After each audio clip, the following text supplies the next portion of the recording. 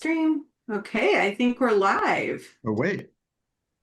Oh, is there Zach? Oh my gosh, Zach in the Hey, nick of good news. time. Because, Zach, we were just debating on will we feel guilty talking about you if it turns out you're dead in a ditch? We decided we wouldn't feel guilty. We feel bad, but we weren't going to feel guilty. You Well, weren't at dead in least a I got ditch, the but you bad were part. tardy. You were tardy. Well, if it's any consolation, I was working with a client. Oh, well, I don't know if that's a Not our consolation. problem. Not our problem. All right, let's get at it here. We have a lot to cover today. I would First, not expect any less of a response, John. Yeah. So I'm Dr. Katy Manetta, and I'm having a good hair day today. Thank God. So we can all relax and proceed. And I don't have to pause to go. Okay, whatever. So I'm Dr. Katy Manetta. I'm an OCD therapist. I'm also on the board of the National Social Anxiety Center, blog editor for a couple different blogs. This is Dr. Jon Grayson, arguably one of the best OCD therapists in the world. And then Mr. Zach Pacha, who is, yeah, that's right, Mr. Zach Pacha, incredible broadly based clinician, but OCD expert, and also our co-chair for the National Social Anxiety Center.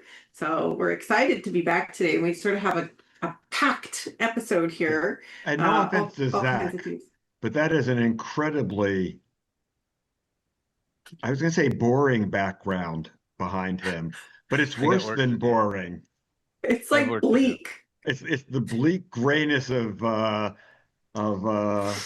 semi-hell. I use it to cheer up my depressed people. Well, yeah, I can see that.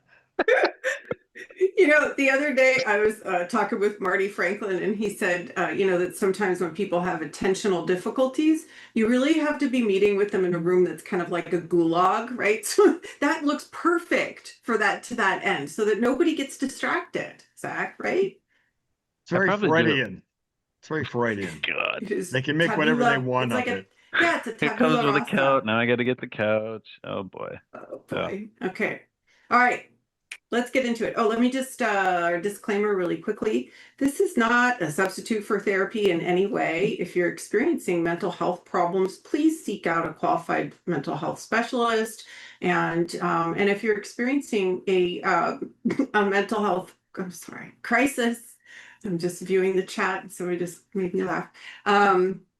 And if you're experiencing a mental health crisis of any kind, here in the United States, we have the 988 line. We also have a 911 line, or you can just drive yourself to the nearest emergency room. Okay, so off we go.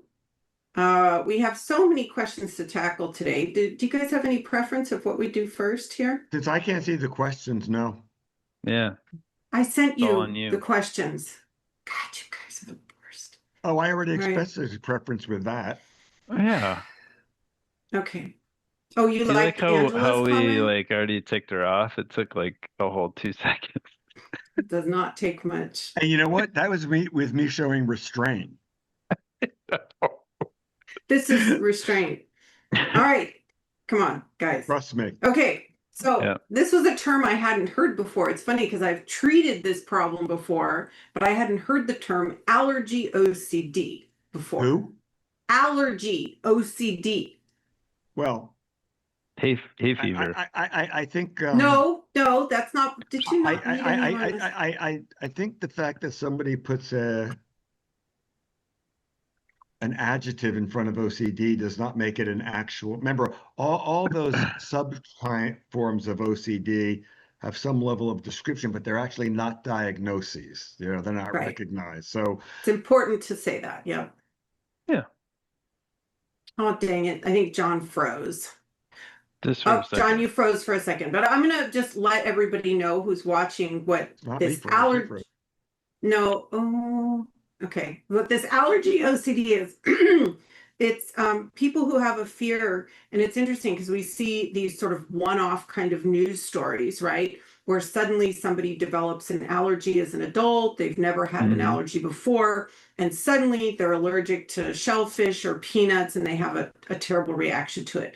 Now, this, like most OCD fears, reflects a very unlikely outcome for any adult. This is a really small percentage of the population that experiences this.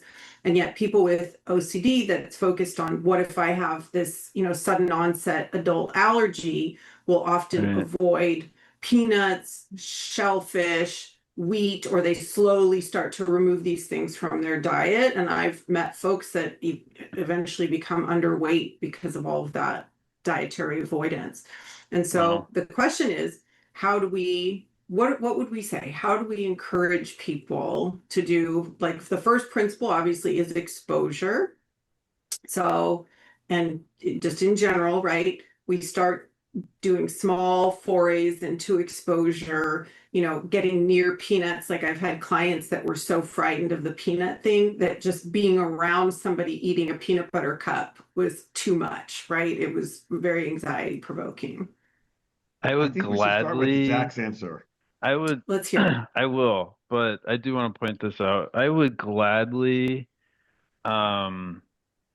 have them be around me and I'll eat peanut butter cups because Reese's peanut butter cups are like my favorite. So I'll gladly be a Confederate and then just come around me and eat. There's no way I would ever give it up.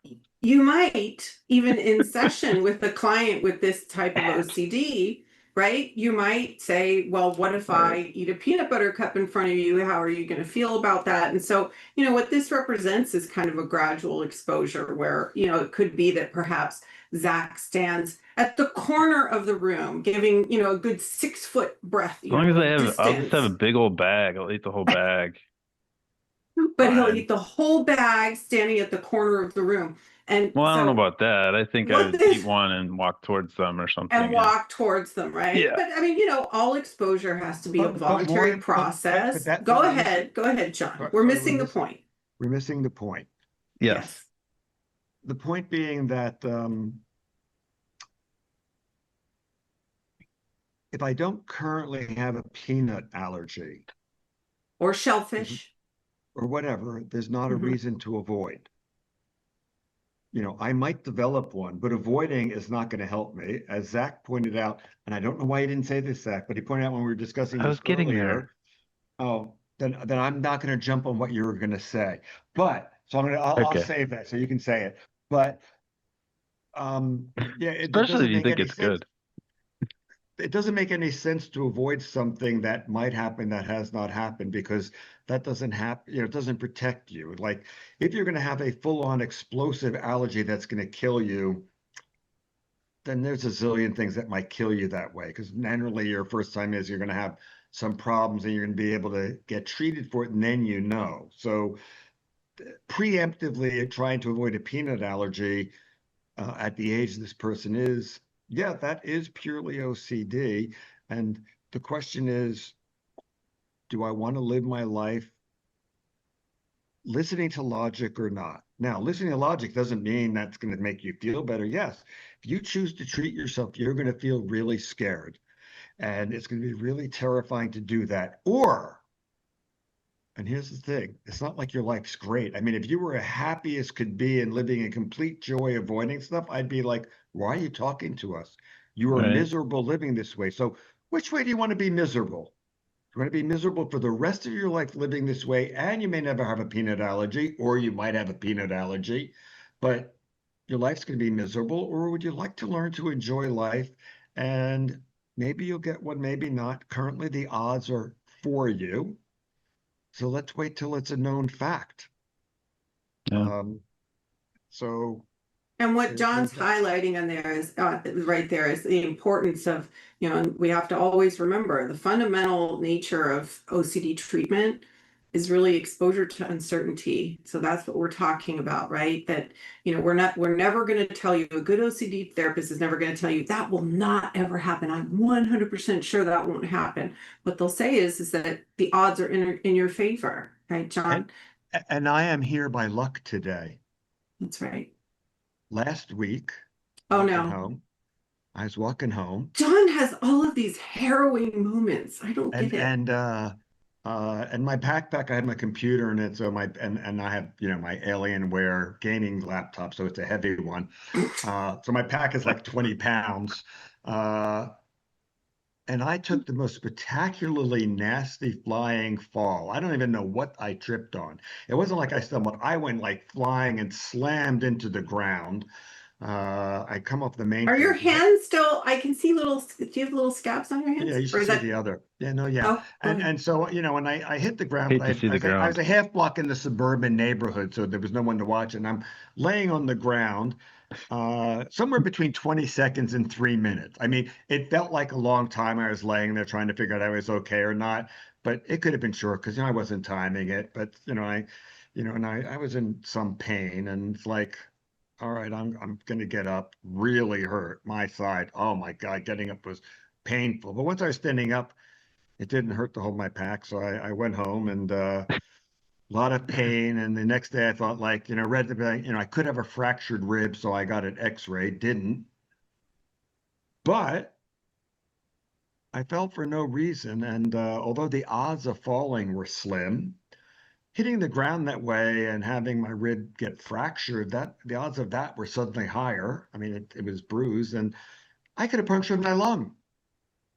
I could have a whole lot of nasty stuff that I just happened to not have. So I had an lucky fall.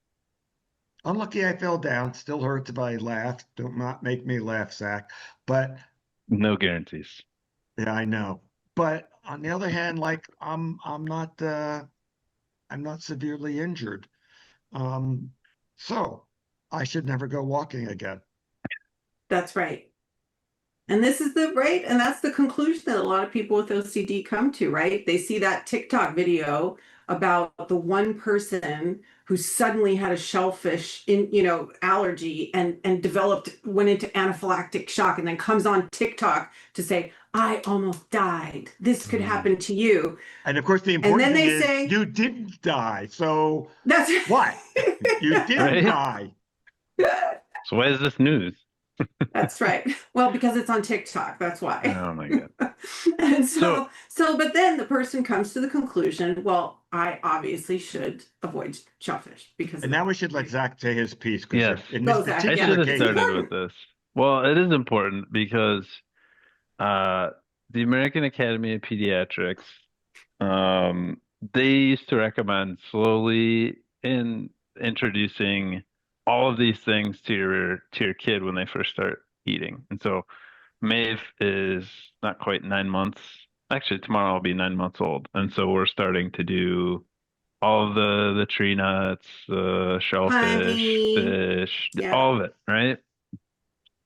Because it was, I think I may not have this exact, but pretty correct in that it was at least suspected or known that that could help with not developing allergies, the slow introduction. And you know what? Very recently, I think in the last couple of months, the incidences of childhood allergies developing this has gone like significantly down.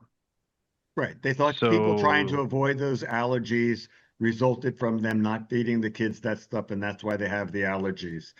So this person could equally go on a binge of eating all that stuff in an attempt to try to avoid the allergies, or they could just wait till it happens and enjoy life.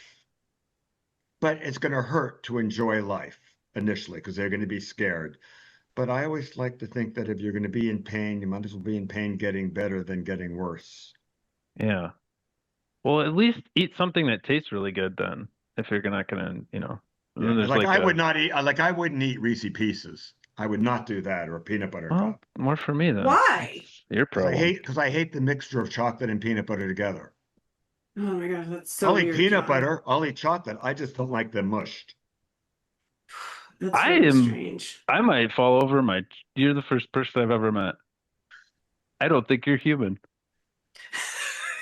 That would explain a lot. He's already become AI. I have been accused of being an alien before. You are not the first. I didn't say you were an alien. I just said you weren't human. Well, the accusation has usually been alien. Okay. Either way, I still like you. So the answer So the answer to this person that I was speaking to about, you know, this fear of developing allergies, right? And Yeah. you know, she made a note that the only allergy she actually legitimately has is hay fever. And so we don't even have even kind of a hint that there could be a problem. And so, Yeah. you know, this is what's right. This is what's challenging about OCD treatment, but also freeing about OCD treatment is that the only way to do this is to go through it, right? I mean, exposure is the way, it's the path. Well, And so, yeah. because in areas where a person doesn't have a fear, they do the normal thing, which is they hope something doesn't happen and they take the risk. You know, Yeah. odds are of her dying in a car crash way higher than this. And her brilliant plan is, yeah, I'm going to drive in cars, hope I don't crash and not deal with it till I'm bleeding out, crushed under the metal. That is how we want to approach peanut butter. Yeah, that's right. I think this is Angela, but this might be somebody else. Anyways, so they asked the question, I've been taking sertraline for almost 8 months. I want to stop taking it because of the side effects, especially menstruation problems. So will I be able to recover from OCD without long-term medication? And how can I stop taking meds gradually? Yes, Mr. Grayson. There are a few answers here. Mm-hmm. Let's start with OCD is a learned and biological disorder. So, you know, Both. medication alone is not going to help 25 to 50%. So you're still stuck with us, but Meaning 25 to 50% help from just medication right, alone. which means but a lot you of people still messed up because there's the learned part Right. of it and and it doesn't touch that. So you're stuck with us, but it is quite often critically necessary. So, so the one question is, has this particular med been helpful for her OCD and depression? I always look for antidepressant effects before OCD. And if the answer is yes, it's like, okay, you probably need it. None of us are real doctors, so we can't comment on it technically. But the other two possibilities are one, and I mean, it's a rough experiment to go through, especially if sertraline is working. A different SSRI might not have those same side effects, so they can go through the work of doing that. Two, in conjunction with their doctor, they could talk about a less optimal dose. I had somebody who had sexual side effects to a particular SSRI, pretty severe. They didn't go off the SSRI, they took that at a lower level. So it helped, but not as much as it would at the higher level. And so, it was just more work, but it got rid of the sexual side effects, and they had to work harder. Going off would have been really hard. And they stayed that way until they got divorced, at which point it's like, I'm not having, I'm not having any sex anyway, so I might as well get the really good effects from, the medication I'm taking. So, there might be an in-between dose, but if her body needs meds, yeah, it's likely that it would be very difficult without them. And if she was going to go off, I'll be again in conjunction with the shrink, but I would want somebody to go off way slower than necessary, because because medically you can go off reasonably quick. I want to go slower than necessary so that if it turns out she needs them, she's not starting from zero. Like, if she's at a certain dose and it's like, okay, yeah, I'm suddenly beginning to feel it. Okay, I can't go off. But there's a good possibility, yes, that medication's not, it's doing something real. It's kind of like being diabetic. I may take a bunch of drugs, but I still have to diet. And, if I go off those drugs, I still have to diet, but diet alone is not going to handle it for many people, me being one of them. So, Well, let me also just It's probably good throw you out don't like chocolate and peanut butter then. I know, right? Let me throw out the disclaimer here about medications. What is important with the SSRI medications, I think they're so common, right? Prozac, Zoloft, I mean, like Lexapro. People are like, oh, I know somebody who's on that. So these medications, you have to be very, very careful when you're discontinuing them, because there's a syndrome called discontinuation syndrome. And if you guys have ever worked with someone who's had discontinuation syndrome, it is extraordinarily uncomfortable physical state that people get in and psychological state that people get into from abruptly discontinuing the SSRI. So discontinuing an SSRI is something you always want to do under the supervision of a doctor and slowly and with sort of a tapered decreased dose, doing that with your doctor. That said, when you have side effects, I think that some people are like, oh my gosh, like I have this side effect on my menstruation and this is terrible. We have to make sure that it is in fact the medication that's doing this too. And so, I always encourage people, let's, before we just throw the baby out with the bathwater here, let's explore what else it could be. Because certainly, women of a certain age have problems with heavier menstruation as we approach our, 40s and 50s. Sometimes our periods get heavier. And so I don't know exactly what problems she's having, but I think it's important that she contemplate talking to a OBGYN perhaps before she just, discontinues the medication that might really be helping. It can have unpredictable effects on it, which can make it better, bigger, or worse, not at all. So it's kind of like, oh, wait, it can do anything. But the important thing is what you said, like check with the real doctor and can something be done or not? We do know that the SSRIs, because sometimes people think they're like happy pills, we have the absolute proof that no one can argue with that SSRIs are not happy pills. They're really not. Yeah, but we have the actual proof. What's the proof, What's John? the proof? They have no street value. But But I'm dead serious, right? Xanax, you can sell Xanax in the street. ADHD, you can sell that. No one is buying Prozac so I can take it recreational because it only works if you need it. So that's the true. perfect I like proof that. I thought you would like that. That's so funny. Ah. All right. I can see that's part of your repertoire now, Zach. Oh, for sure. I see it. Well, I never In. considered it till that you just said that. I'm like, oh my God, that's so true.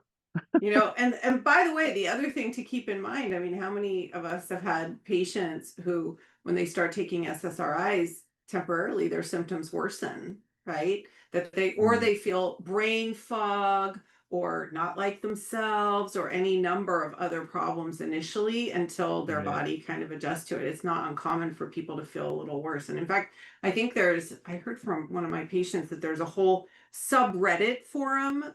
Oh, wait, don't say that. Reddit is the worst dirty word. place in the world to go for anything. So what I was going to say is no. So I don't care what there's. Nope, don't care. Nope. Never go to Reddit. Nope, sorry. Reddit, it's like okay. it's like then John, then let me talk about. There's another one on Facebook. Okay, there is actually the same thing on Facebook, maybe, but it's all about probably gonna get supporting sued people. by Reddit now. Oh, for Pete's sake. Yeah, thanks, John. It's all about supporting people that are starting on SSRIs and encouraging them to kind of stay the course. All I said is never Reddit. All right, fine. John, is this like a gamer thing? Is this like your video gamer? Oh, no, this is the OCD treatment thing, Katie. Reddit is like the place. Reddit is like the oh my God, I've had to like get so many of my clients to like Reddit is a cesspool for advice. Yeah, it is. Holy manoli. Okay. All right. Well, let's by the way, anybody complaining about that, just dump on Zach, even though I was one who started it. Come on. I'll take that on. Thank you. All right. Now, Zach, you didn't hear about this question because we just got it, but it's such a good question. I wanted to throw it out there. All right. This is from Malcolm, who we've talked to before. He says, I suffer from severe contamination OCD, and I'm currently unable to work. And a big reason for that is because I struggle intensely to use public washrooms.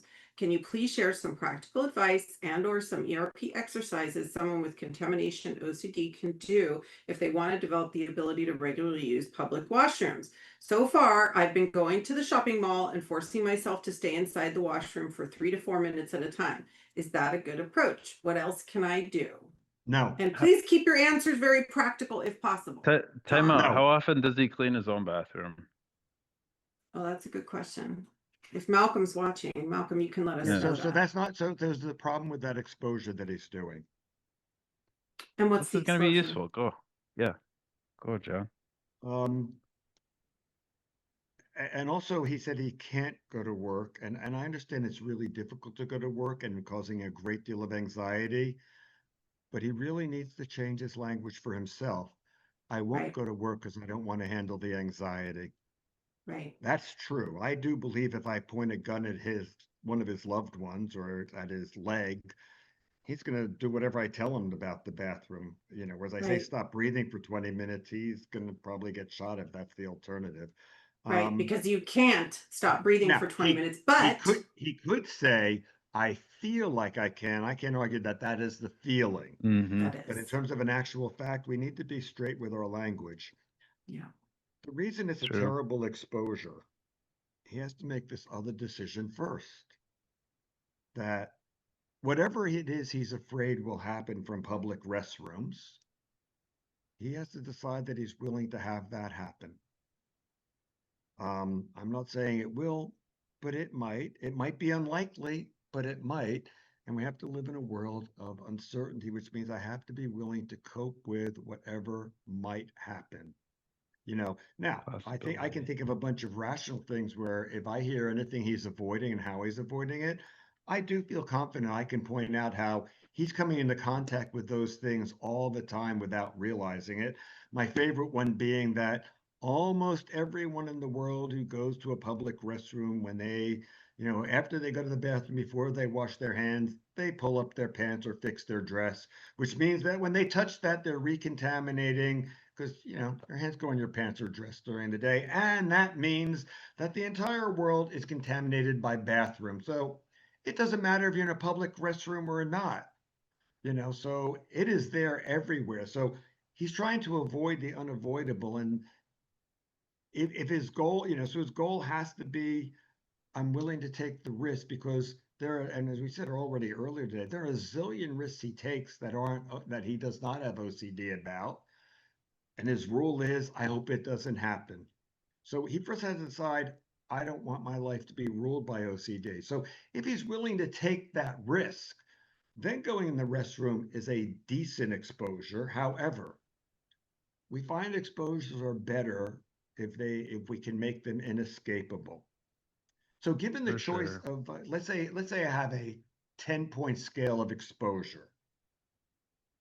If I have the choice of having somebody do a level 8 exposure, touching it with their hand, or taking a level 1 exposure and spreading it over their entire house, I'm starting with level 1. I Yeah. want it to be inescapable. In fact, if I have to go to level 0.5, so I would want him to take something contaminating and have no safe part in his house. That is a beginning, so that he has to live with it forever. And I mean no safe part, not his bed, not his clothing, not, wipe the inside of the dryer. There should be no way to be safe in his house unless he takes a shower and is just willing to stand naked and not touch anything.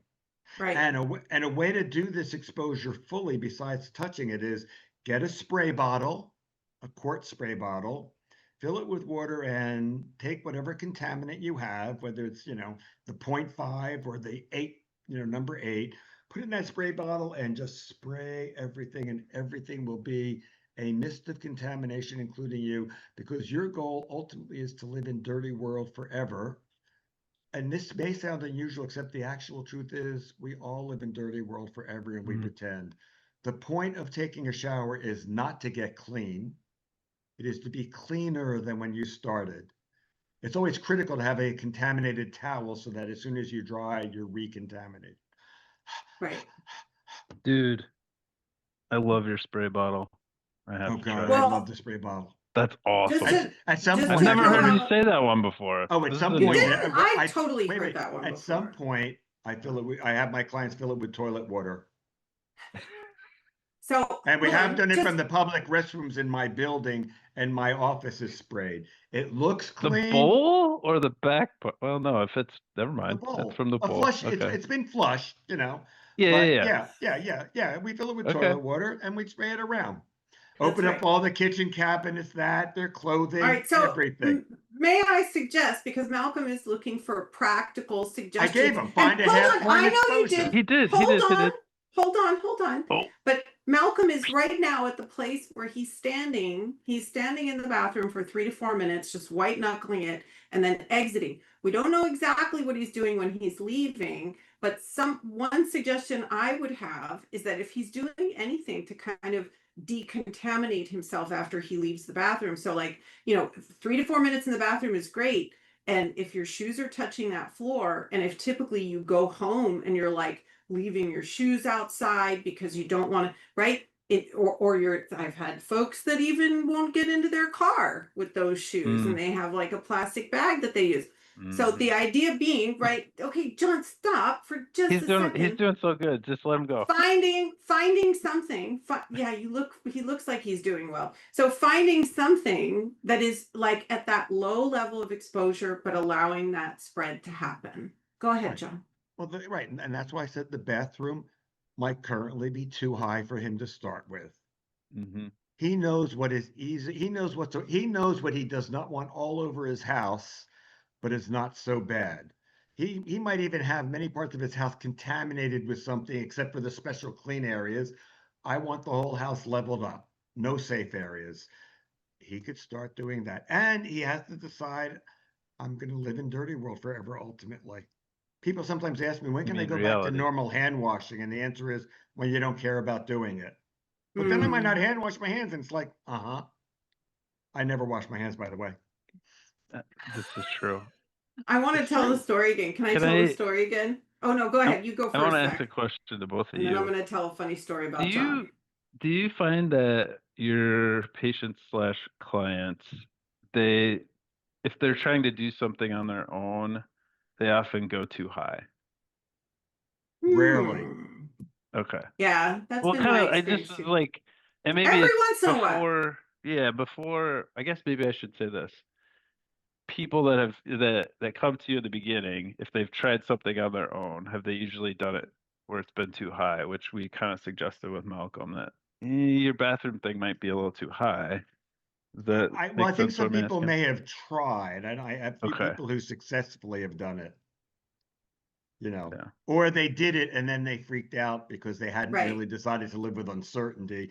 So it's like, well, that proves I can't do it, as opposed to you had the wrong attitude to start. So I've had kids before that will really jump into exposures in a very substantial way, and sometimes even freak out their parents a little bit. So sometimes kids can love it. Oh, by the way, we with kids with contamination, I like getting water pistols and filling them with water and a drop of urine, and have them have water pistol fights with their parents, because you know what? Because urine is sterile. No, because what kid doesn't want to spray urine on their parents? It really encourages exposure. Well, my son would not want to do that, but that's for another. We can help him with that problem. Yep. I want to say hello to Valentina. Yay! Isn't that nice? So, yes, and I was going to tell this quick story about John. I'll say it really, really quickly. So the first time John and I met was in my office back in like 2014, 2015, something like that. 14, yeah. And so we have this whole group of folks and John's coming in to train us, and everybody's like, we have a lot of suit and tie folks that are buttoned up, right, in this meeting, right, just a little. And so John comes in and he goes around, and I introduce him, and he shakes everybody's hand, then he sits down and he says, I never washed my hands. I just look around the room and people are like, oh my goodness, what did we just sign up for here? It's a great way to start a training. It really is. Anyways, okay. Now that I have your undivided attention. That's right. He really did. He kept us at rapt attention. He drank like a pot of coffee, but All right. Anyways, back to our questions. We have more questions to get to. All right. Let me go back. Valentina, how is she? I hope she's good. She didn't say anything. She just said hello, and she was happy to see us again. I thought she was going to have a question. Sorry. Okay. So I want us to go. So we had a new asbestos question, and it turns out that asbestos, I think, is a really common thing that people out there are kind of struggling with, or fears of asbestos. And so this person says, I notice OCD attaches. Oh no, and this was about asbestos, but this was about migrating, OCD migration, right? And so let me read the question just so everybody can understand what we're talking Now about I'm here. really hot to answer it. Go on. Okay, I notice OCD attaches to other OCD themes, i.e. from this asbestos scenario. For example, the fear of contamination latches on to moral, legalistic OCD, fear of going to jail if someone gets sick, fear of her friend getting sick, and then sticks to responsibility OCD, all these different OCD labels, where I feel I have a duty to tell her guests that have ever gone over there, even my guests. And I think this came about because a friend of hers had some work done at her house, right? And so, there was this thought of like, what if there was asbestos and it was disturbed by the construction that had happened, right? And so she was saying, I see OCD as branches of different subtypes. However, it's exhausting that these branches tangle and weave into each other. And then the question is, when there are several OCD themes from one original obsession, which exposure would one consider focusing on first? Or do we do each as each OCD bully pop up? Liz McInville and I were talking, and we had said that ERP is not the gold standard of treatment, because where's the gold? That it should be ERP plus gold. And but writing ERP plus gold is awkward, because I like the balance of initials, and you guys, only because we've talked about it before, so I like to put in the chemical symbol for gold. ERP plus, and the chemical symbol for gold is AU, so it should be the gold standard treatment is ERP plus AU, which stands for accepting uncertainty. Because Liz, oh yeah, it's torture to get there, but I love it. So all right, Liz, who had, in her younger years, was really resistant to treatment and she was disabled from her OCD, and she had access to good treatment. And she said at some point she learned that she could force herself to do exposures and white knuckle her way through them. And that would kind of work. I mean, she was able to force herself to go to school and get her doctorate and do all this stuff, but whatever she worked on, it would pop up in some other place. So she was playing, she said, my life was whack-a-mole. This one, then I have to deal with that one. And it took a time before she finally, and she had heard of this, but at some point she finally decided, I have to deal with the uncertainty. And she said some people asked her, like, was there something that cunningly made you make that decision? Then she didn't mention it because in the middle of a talk we're doing. So I went, if this isn't too intrusive, Liz, can I ask you, like, what changed? Did something happen? It was cute. She told me she couldn't lie to me. I don't know why, but she said, oh, it's the first time I got pregnant. But she said, once I started coping with uncertainty, I was no longer doing treatment to be able to function. I was doing treatment to be able to be free. So although, yeah, I have slips and things still pop up, it is much easier for me now to do this. So this person with the migrating OCD, when I realize I'm always just finding something else to be certain about, and I realize that the core is, oh no, here's another thing I have to risk in life. It becomes not easy, but easier. I agree that every form of OCD, I have a different set of arguments as why it makes sense to live with uncertainty. But at its bottom, I believe we have to live with uncertainty, not because if you have OCD, you have to be uncertain. I don't have to be uncertain in everything. As I talked at the beginning of the show, I don't have a pierced lung by luck. It could have been just like that. So there is no certainty. Somebody said, should I be scared of walking from now on? Why not? I could fall at any time.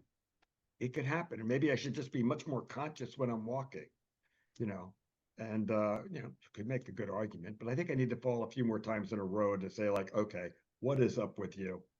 By the way, my Apple Watch worked. It said I fell down. Did it call 911? No, it gives you time. Like I was like, yeah. Oh shit, I gotta get on it quick before it calls my family. Usually it goes off when I'm sitting just like this, and he'll say it thinks I fall down. It's like, what? I didn't fall down. No, I'm okay. This is the first time I went, yes, I fell down. I'm okay.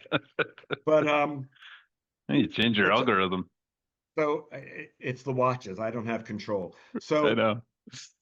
like everything else in life. So this person, it's like life is, yes, you have to, there are uncertainties and there are a zillion things. And for every what if, the answer is maybe. Some what ifs are more likely, some are less likely, and it doesn't matter. I don't care if it's seemingly unlikely as to whether we're in the real world or we're making all of this up, to more likely, I don't want to ever get cancer. Anything might happen. And so you first have to decide, I want to learn how to live in a world where anything might happen. I'm going to take 5 minutes, sorry guys, to go into a side thing, one of my side things. Because Uh-oh. I didn't talk about Dan Gottlieb, did I? You didn't Quadriplegic. I You did did do the when we did quadriplegic our Yes, you did on when we this. did our, but man. no, you haven't talked about this, but we have to make sure we get to questions. So you're going to have to kind of do the abbreviated version of the story. There we I do go. think No, it's I a can't. I lovely can't do story. abbreviated, so I'm going to do it quickly. But I think Okay. it's to the point of living. About 1990s. I'm going to talk fast though, so everybody's going to have to get with my rate of speech. Mm-hmm. Met the psychologist, Dan Gottlieb, who at the time was a quadriplegic, and he's an acquaintance. He didn't become a close friend. He'd become a quadriplegic because he was driving one day and like a truck tire fell off a truck in front of him, rammed his car, and left him a quadriplegic. Um, about 10 years after he'd become a quadriplegic, his wife, who had had some other issues, left him. It was kind of an amicable leaving, but she left him. And 3 years later, she died. And so there were other things. So Dan, he had told me at the time that, he had a bunch of medical problems from that, but they didn't really know what to do for him because he wasn't supposed to have lived as long as he did. And this was in the 90s. And I was thinking about him 6 weeks ago, and thinking like, wow, he could be dead. So I just curious, and I looked him up, and he was still alive. He was still practicing. He had had a really great radio show on National Public Radio that he had stopped in like 2018. And he had this thing that he wrote on his site that I'm going to force everybody to listen to because I think it's important for what I want to say about living with uncertainty. It starts with a quote, and then he comments on it. So the quote, no, this is not the end, nor is it the beginning of the end, but is perhaps the end of the beginning. Winston Churchill, 1943. He then goes on to say, that was the inscription in my high school yearbook in 1964, several months after the assassination of JFK. And I wondered if that was the end of the beginning for me. I certainly thought so at the time, but in hindsight, it was not. So, what was the end of the beginning for me? Was it when I was sexually molested by my seventh grade teacher? Maybe it was when I got married, had children, and bought a house. Then again, perhaps it was when I started my first job as a psychologist. No, it was December 20th, 1979, when one life ended and another began. That was when I took my last steps as I said goodbye to my wife and daughters and walked from the house to my car, a house that I would never see the inside of again. 2 hours later, I was a quadriplegic. Every year, people ask me what these anniversaries are like for me. Every year, they're different. Some years they're painful, some years are joyous, and some years the anniversary just happens without a whole lot of emotion attached. Not so this year. This year, I feel tender-hearted love and gratitude, and I also feel very sad this year. Shortly after my accident, someone from my treatment team told me that the life expectancy of a quadriplegic back then was about 14 years. I don't know whether that was statistically accurate, but I do know that the life expectancy is a hell lot shorter than mine of 43 years. Of course, my life is sometimes difficult and some days extremely difficult, and those days seem to be increasing in number. But that's the case for all of us as we age. Nevertheless, despite the difficulties, I am so grateful to be alive, to watch the seasons change, to have the ability to care for others, and to have the great good fortune that others care for me. I have a life filled with love, which has contributed to my longevity, gratitude, and humility. When my grandson Sam was born, my greatest wish was that I would live at least until he was 5 years old. Both of my grandfathers died when I was 4 years old, and I don't remember them. I wanted him to remember me. That's why he and I would wander around his neighborhood looking for elephant poop. We never found any, which means we never found any elephants. at least for another 10 years, when I had the great good fortune to be able to travel with my family to South Africa, where we really did see elephant poop and elephants. Now Sam is about to graduate college. Sorry, my thing to some. Got to graduate college. To be honest, I have no words to describe how that makes me feel. But every time I try, I cry. And that sadness I referred to, it's pretty palpable today. I'm starting to forget to feel what it felt like to walk or dance. I can't remember what it felt like to hold a baseball bat in my hands. That all feels like it was a dream. Mostly I'm sad because I love life so much. I often quote the following Sufi saying, when the heart weeps for what is lost, the soul rejoices for what is found. And this has been the case for me for the last 43 years. I have wept over the loss of my body and the loss of my life as I knew it. And then I discovered a new life, rich and textured. So now I weep that my days get more difficult. And I have faith that my soul will be open to new discoveries. I just hope the discoveries are more than hemorrhoids and prostate problems. I always say to people that I hope I can cope with whatever comes my way, whatever what if hits me. But as arrogant as I am, I don't know that I actually could cope with anything. And there are heroes like Dan, coping with more than 43 years in a chair and enjoying and loving life. Now, his example doesn't say to me, oh, I can do that because he did it. But his example shows me it's possible. So that gives me hope. So when I talk about living with uncertainty, whatever horrible thing might come, yeah, I don't know that we can cope with it. And there's some things they would be truly horrible. I mean, it's not like it would be, to say I'm going to cope doesn't mean it'd be like la-di-da. Sometimes the only good thing about coping is it's better than not coping. But the alternative is not coping.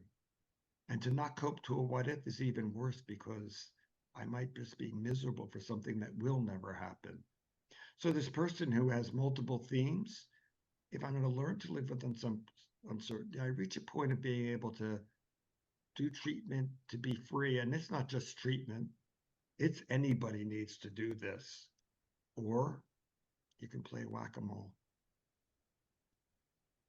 Mm-hmm.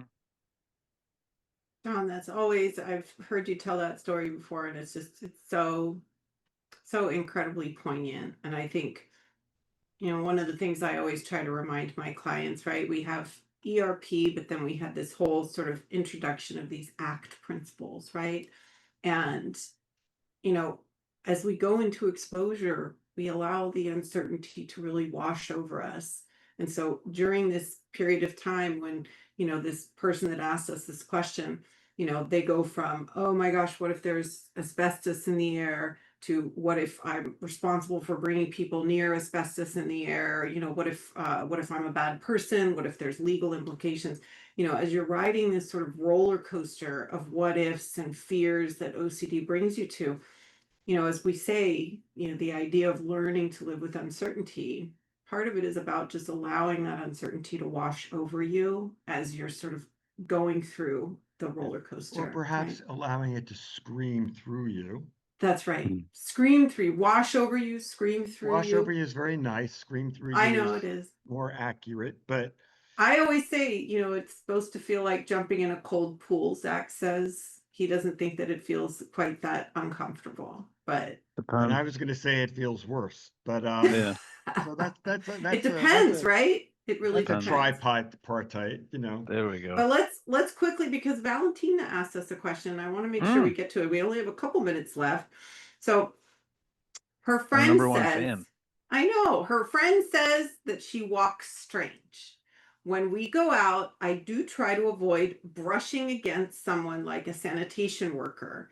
And she says, should I ignore this urge or even try to brush against them on purpose? And then she says, my worst fear is to bring carcinogens from my clothes home and spread them among my family. I Already think she doing it. does not have to do exposure at all unless she wants to get better. Yeah, If she wants to get better, she has to bring them home. But it's her choice whether she wants to get better or not. that's right.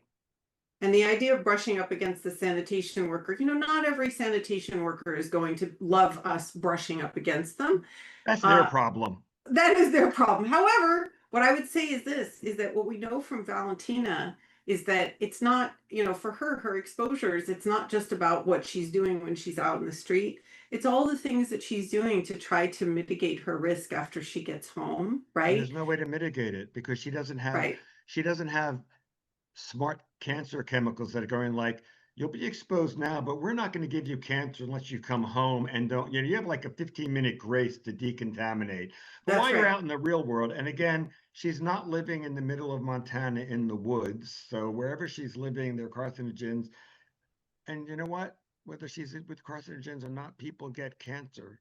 So she has to consider How if about the she gets microplastics? cancer, how is she going to try? Perfect. How is she going to try to make the best of her life with cancer? Because Yeah. the That's right. alternative is have cancer and make the worst of your life. So yeah, you can be upset if you get cancer and like that's horrible, especially if it's a death sentence cancer. But do you want the rest of your life to be miserable, whether it's going to be 5 months or 5 years? Or do you want to make the best of whatever you have? So And I want to just he's make avoiding it too clear, much. So Valentina, right? please do exposure. You don't Please do need, exposure. But I Yeah. wanted to also just highlight one of the things that John was sort of hinting at there that could be very useful for somebody like Valentina. Valentina, we know that underlying all of these different fears, the asbestos, the mercury, et cetera, right, is this fear of having cancer, right? And so what John is saying is true, is that part of your exposure, no matter what you're doing, and this is oftentimes the thing that people miss when they're doing exposures, it's not just about brushing up against the sanitation worker. It's about brushing up against the sanitation worker and saying, maybe I will get cancer. And if I do get cancer, I'm going to be really sad. I'm going to go through a great mourning period. It's going to be very hard for my family. But when if that does happen to me, here's how I'm going to cope with it. I'm going to try to, fight it with my doctors. I'm going to try to live my best life despite the fact that I have cancer, because typically what people with OCD are doing is that, or oftentimes, right, even if they're doing the exposure, they're going, oh, well, it's going to be okay, right? Even if I'm brushing up against the sanitation worker, it's all right. I can wash up at home. I'm really not going to get cancer. And that's not a real exposure. The real exposure is doing the physical exposure and adding in that mental component where you're really talking to yourself in a way that embraces this feared outcome. Am I I don't right? want to use the word embrace, just because that Okay. sounds happy. Oh. How am I going to cope? Mm. And again, I've talked about, if I lose a spouse, I'm going to have a terrible year. It's going to be awful.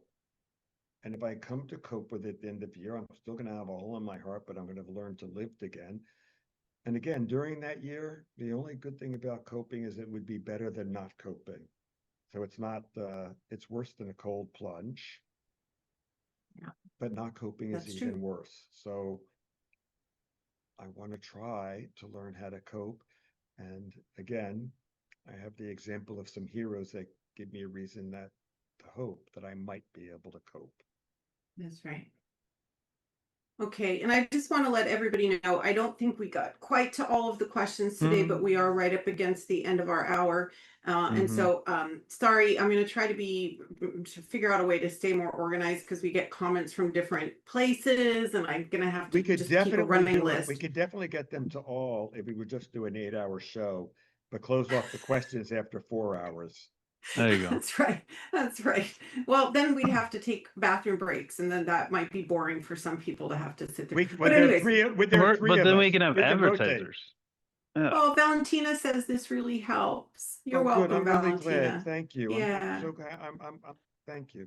I feel honored. Yeah, me too. Me too. But yeah, so please keep asking the questions. We'll try to get to everybody's. We'll be streaming again in January. Oh my gosh, in the new year. See everybody next year. And thank you so much, everybody, for your support and viewership. And we have a wonderful time doing the show. And thank you to my wonderful co-hosts. And may the odds be with you. That's right. Nice. Let's see if I can go unlive now. You have very pretty flowers there, Katie.